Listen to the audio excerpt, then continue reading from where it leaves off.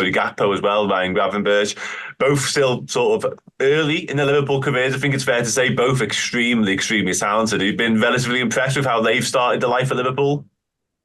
Yeah, especially the way they started. I thought, and I know it's difficult to make a name and to start at a new team, especially Gravenberch Gakpo came, I think, in January.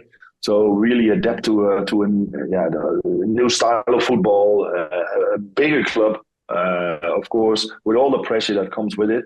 And I think Gakpo, when he came in the first couple of months, he was amazing, and he adapted very well. That shows how experienced he is on a younger age as well. And I think Gravenberch has a lot of potential and a lot of desire to play, because he wasn't involved in Bayern Munich after being a big talent at Ajax and playing really well. He had a year to quickly forget at Bayern. And so he really wants to be involved, and I think the potential is there. They're still young. It will be good and bad occasionally, but I think not only him but the whole team. Like, we got so many youngsters, so the future looks really bright. And the Dutchies are, I think, it's a perfect fit for Liverpool. The way they are playing, the way versatile they are, and Gravenberch plays so many positions in midfield, and Gakpo as well up front. False nine, left striker. So they will be very important for Liverpool in the future as well. Yeah, 100%. Yeah, you mentioned it there just finally about the youngsters at Liverpool. You touched on the academy elements as well in the final. And of course, last night at time of recording the FA Cup as well. It's a really exciting time to be a Liverpool fan with all these brilliant academy youngsters coming through and making an impact as well. I wanted to ask you about them because you were at the club when a certain Steven Gerrard was around, sort of making his name as a Liverpool player. You actually were on the pitch when he scored his first goal against Sheffield Wednesday as well. So I'm not going to ask you to compare anyone to Steven Gerrard, because that's nearly impossible to do. But there must be a sense of excitement now. You must have felt it when Gerrard was starting to, like say, really hit his straps and stuff like that. And Liverpool now have got this crop of young academy talent, 4, 5, even 6 or 7 of them who look ready to go. I mean, they're still very, very young, some of them, but they just look incredibly, incredibly mature for their age. They are, and it's just exciting times. And I was also playing for Real Sociedad when a young Xabi Alonso was playing. So I played with him for 3 years when he was 18, 19, 20. So it's really exciting to see those kind of players develop. And I honestly, it's funny as well, because a couple of weeks ago I got sick in Holland, because everybody knows, also on television, I get a lot of people that sending messages on X, like, this is the president of the Liverpool supporters club is talking on television again about his club, and he's sitting in front of, he's talking about his club with a red underwear, whatever they talk about. They know I'm Liverpool, and sort of character at Sky. But I think the under-19th of Liverpool lost against Ajax a couple of weeks ago, like 10-0. And they were like, look at your team and blah, blah, blah, blah. I said, honestly, this is the under-19 team. All of our best players are playing in the first team. I told them that a couple of weeks ago. So I sent out messages after the Liverpool win at the cup final. Yeah. I told all the people that were criticizing me, it's like, hey, have you seen those players? Yeah, they didn't play against the under-18 or 19 at Ajax because they were playing in the first team. I don't think, if I look in the Premier League and even in Europe, I don't see a team that brings on so many academy players in their first team and so young.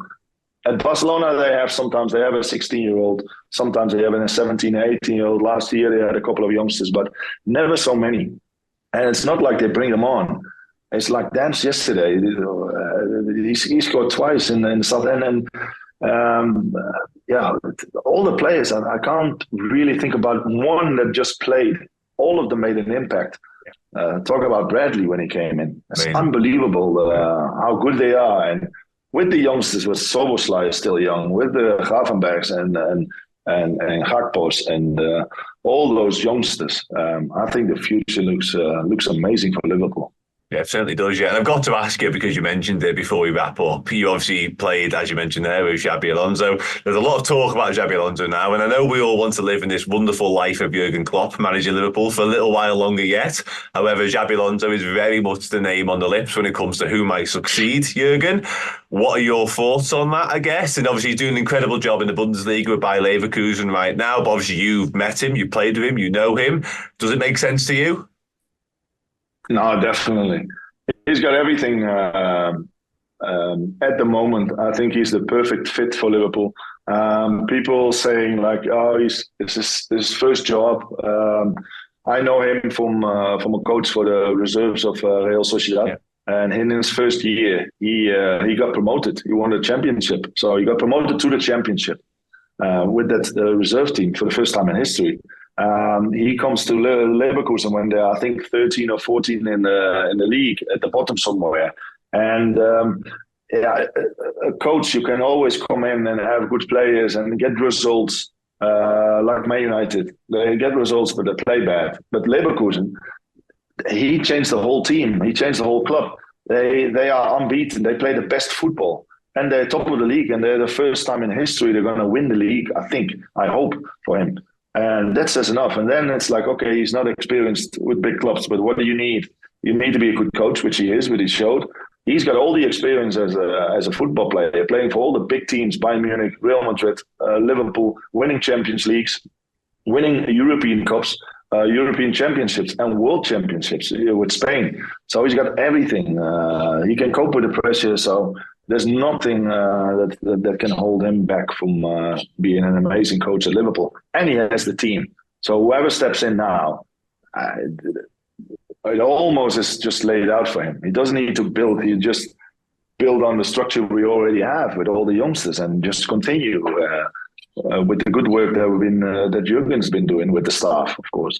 Yeah, definitely. So yes, I would definitely see him. Yeah, whoever comes in is in a very fortunate position, I think it's fair to say, with the squad and some of the players you mentioned, and of course the academy lads as well. It's a very lucky man, whoever takes over that job, I think it's fair to say. Big shoes to fill, of course, after Jurgen Klopp, but definitely not in a bad position to do so. And just finally, Sander, on the Legends game, we're just going to finish on that. Obviously, you spoke at the top of the show how much you're looking forward to it. If people haven't already got tickets for it and stuff like that, people still want to come, they definitely should, because they're always amazing occasions, aren't they? Yes, it is. And it's not only for us, because like an ex-player, I want to be involved. I want to feel that, I want to smell the grass. I want to feel the sensation of playing in a full stadium, especially Anfield, which is special. And like I said, the Ajax players and the Madrid players and the players that show up, they're all saying the same stories. They want to play at Anfield. But it's so much more like the Liverpool Foundation as an ex-player to give back to the fans and to the people of Liverpool. It's so important for us to be able to do this. The foundation helped more than 120,000 people in Liverpool last season. And it's not only football-wise or giving them money just to live. No, it's education, taking them out of games and putting them on school systems and helping them with specific things and courses and programs. And that for me is the biggest thing. It's not like for me playing for 60,000 at Anfield. It's more like, okay, that means that 60,000 people paid to be there, but that's another more than £1 million to help the people of Liverpool, and that's something for an ex-player to give back to the fans that supported me almost my whole career and until now. Yeah. That's the most special thing for me, I think. No, I completely agree with you. Hopefully, it will be sold out. Yeah, exactly. Yeah, and I've been lucky enough to do a little bit with the foundation myself in recent times. I spoke to Chris Kirkland a couple of times and a couple of bits with him as well, fellow Goalkeepers Union, of course. So yeah, they do incredible work, as you say. So definitely get down and support them. Sander, thank you so much for your time. Massively, massively appreciated. Everybody else, I'll see and speak to you all again very, very soon. Take it easy.